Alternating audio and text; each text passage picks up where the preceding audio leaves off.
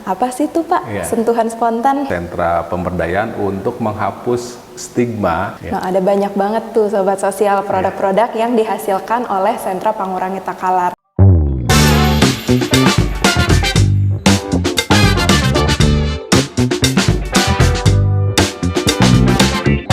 Hai Sobat Sosial, kembali lagi di podcast Atensi Everywhere bersama saya Dea yang hari ini ditemani oleh Kepala Sentra Pangurangi Takalar, Pak Cecep. Halo Pak, boleh disapa teman-teman Sobat Sosial yang lagi nonton? Hai Sobat Sosial. Bapak gimana kabarnya nih Pak? Alhamdulillah baik. Alhamdulillah, semoga sehat selalu ya Pak. Amin ya rabbal alamin. Amin. Nah, Sobat Sosial, hari ini topik yang dibahas nih bakalan beda. Nggak kayak topik biasanya. Karena saat ini Sentra Pangurangi Takalar menjadi salah satu 5 terbaik kelompok inovasi replikasi dari Kemenpan RB. Nah, penasaran nggak sih inovasinya itu seperti apa? Namanya itu sentuhan spontan ya Pak? Iya betul. Iya. Nah, apa sih itu Pak, Iya. sentuhan spontan? Ya baik. Pertama mungkin kami mengucapkan terima kasih nih atas dukungan berbagai pihak. Kami terpilih ya menjadi 5 yang terbaik itu. Nah, sentuhan spontan itu merupakan satu upaya atau sentra pemberdayaan untuk menghapus stigma bagi kelompok rentan. Nah, upaya-upaya yang dilakukan bagaimana kita menghapus stigma kelompok rentan ini adalah dengan berbagai upaya-upaya pelatihan, rehabilitasi, ya, pemberian asistensi, rehabilitasi, pelatihan-pelatihan, sehingga mereka kemudian bisa mandiri, gitu ya. Selain berfungsi sosial dengan baik, mereka juga bisa mandiri.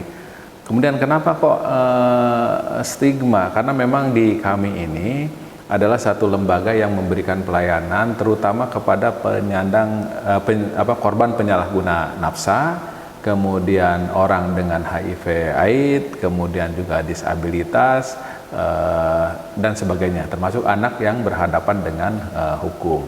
Oleh karena itu kami memandang bahwa perlu ada suatu upaya untuk menghapus stigma terhadap mereka, gitu ya. Dengan cara apa? Membuktikan atau memberi bukti bahwa mereka itu bisa berubah perilakunya dan juga bisa mandiri secara sosial maupun ekonomi. Begitu. Iya.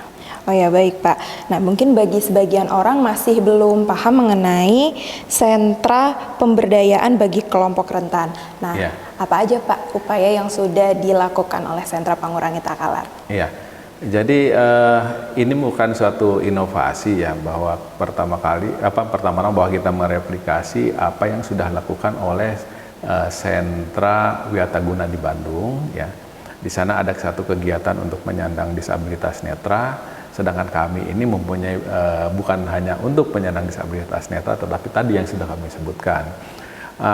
Oleh karena itu upaya-upaya yang dilakukan adalah memberikan satu pelatihan gitu ya. Jadi proses bisnis yang sebetulnya yang kami replikasi dari Wiataguna melalui tadi pelatihan, kemudian memberikan satu bantuan, kemudian mengajari mereka atau mempraktekkan mereka apa yang sudah dilatihnya itu ke masyarakat ya, ke masyarakat mulai menjual produk-produk dan sebagainya begitu. Oh iya Pak. Baik, dan untuk program dan layanannya itu boleh dijelaskan lagi Pak untuk lebih detailnya? Iya, jadi sebetulnya kami itu kan bergerak di bidang rehabilitasi ya. Nah, kenapa spontan itu kok sentra pemberdayaan begitu?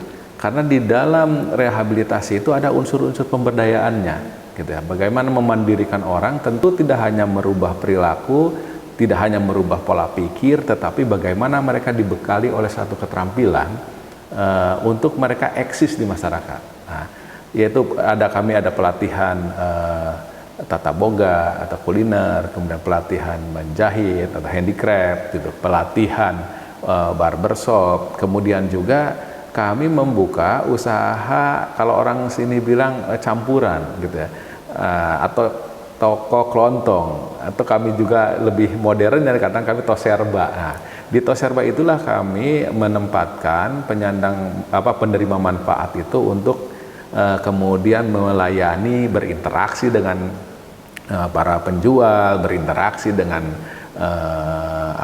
orang-orang lain begitu yang memang datang ke sentra kami. Nah, proses-proses itulah yang kemudian kami memasarkan bahwa mereka walaupun mereka rentan, termarginalkan, tapi mereka bisa eksis, bisa mandiri, ke depannya mungkin bisa ya lebih baik lagi kehidupannya begitu. Nah, iya Pak, Ya. selama menjalani program dan Ya. juga pelayanan-pelayanan ini pasti ada tantangannya ya Pak, Ya. kadang nggak mulus terus. Ya. Nah, apa aja Pak tantangan yang dihadapi? Pertama tantangannya bahwa memang kita tidak bisa plek begitu saja mereplikasi inovasi yang dilakukan oleh lain, karena kita harus bisa membaca tentang kondisi sentra ini. Kondisi geografisnya, kondisi sosial budayanya, termasuk juga tadi kemampuan-kemampuannya. Oleh karena itu, kalau di dalam pertanian itu ada namanya ekstensifikasi ya. Nah, di kami mungkin semacam itu. Jadi bukan hanya menghasilkan satu produk unggulan, tetapi kita membangun banyak atau menciptakan banyak produk dan banyak usaha begitu. Nah, kemudian yang menarik bahwa sentra Pangurangi ini berada cukup jauh dari kota, gitu ya. Kalau boleh dikatakan kami ini remote area begitu ya, tidak banyak orang yang bisa berkunjung ke sini. Oleh karena itu, bagaimana kami bisa memasarkan apa yang sudah diproduksi atau dilakukan oleh para penerima manfaat kami, ya kami setiap kali ada pameran-pameran, kemudian setiap kali ada event-event seperti ada kemarin ada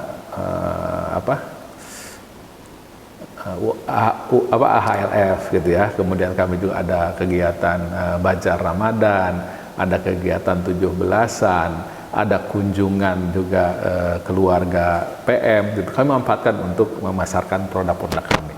Termasuk juga ke Lembang yang menjadi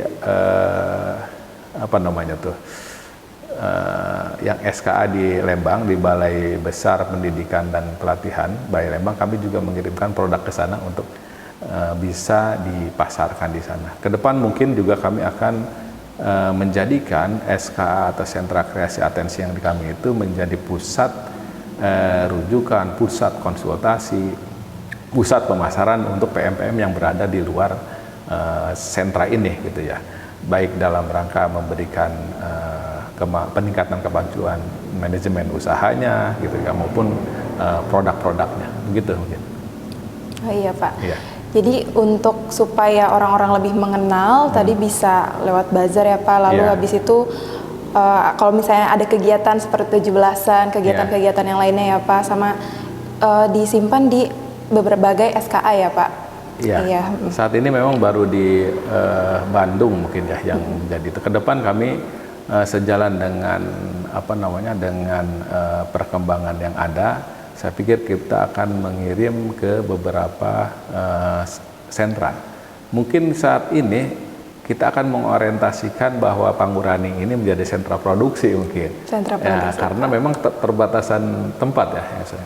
Nah, pemasarannya bagaimana? Kami akan berupaya baik secara online maupun secara strategi yang lainnya, bagaimana produk kami itu bisa ada di tempat yang lain. Dan yang lebih penting bahwa apa yang kita ciptakan seperti membuat tas tangan dan sebagainya itu berbahan dasar lokal yang tidak ada di tempat lain. Artinya kami punya potensi sutra ya, sehingga kami membuat bahan itu dari sutra yang di sini lokal.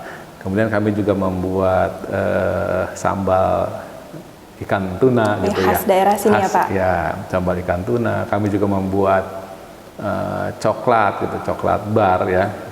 Itu karena kami mudah juga memperoleh coklat di sini, termasuk dengan topping yang dari kacang mete. Oh Ya, iya Pak. semuanya kan khas sini. Khas daerah Mungkin ke depan kami akan mengembangkan hal-hal lainnya begitu yang kira-kira memang mengandung unsur potensi lokal. Oke. Gitu. Nah, ada banyak banget tuh Sobat Sosial produk-produk yang dihasilkan oleh Sentra Pangurangi Takalar. Kalau penasaran bisa banget nanti dicek sosial medianya ya. Nah, oh iya Pak, untuk harapan ke depannya Pak mengenai replikasi inovasi, ini bagaimana Pak? Ya, harapan ke depan bahwa tadi saya sampaikan bahwa kami ini memang utamanya adalah di bidang rehabilitasi. Ya, salah satu upaya rehabilitasi itu kan untuk mengarahkan orang pada kemandirian.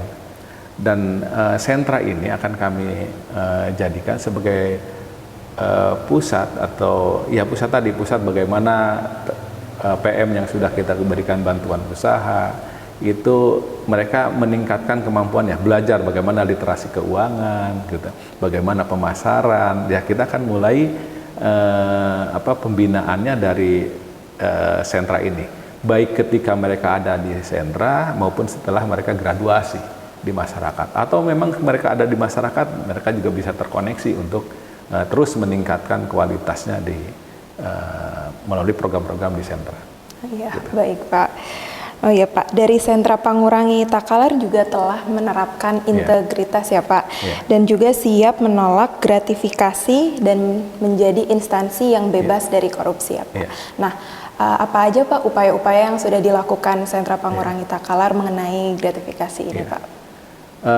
Yang pertama bahwa di sentra ini sekali lagi bahwa yang paling banyak adalah mereka-mereka korban penyalahgunaan nafsa maupun anak-anak yang berhadapan dengan hukum, gitu ya. Rujukan dari Polres, dari Kejaksaan, kemudian dari Dinas Sosial dan beberapa lain termasuk keluarga, yang ini sebetulnya berpotensi sekali, gitu ya, karena untuk orang bisa memberikan. Karena apa? Ketika masuk di sini kan sudah ditentukan waktu melakukan rehab ini berapa lama, begitu. Ya kan? Nah, untuk mengatasi hal itu, bahwa ketika orang masuk atau masuk ke program kami maupun ke luar dari program kami, itu melalui satu case conference, semacam sidang gitu, sehingga keputusan-keputusan yang diambil itu adalah keputusan kolektif, bukan keputusan individu. Jadi tidak ada seseorang janji bisa mempercepat proses rehabilitasi, mengeluarkan PM itu secara pribadi, tidak. Jadi kita akan dalam suatu forum, dan forum itulah yang menetapkan bahwa ini memang sudah layak keluar atau tidak. Itu yang pertama. Yang kedua, kami juga mengoptimalkan untuk pelayanan publik, sehingga tidak ada yang masuk sembunyi-sembunyi, keluar secara sembunyi-sembunyi, begitu.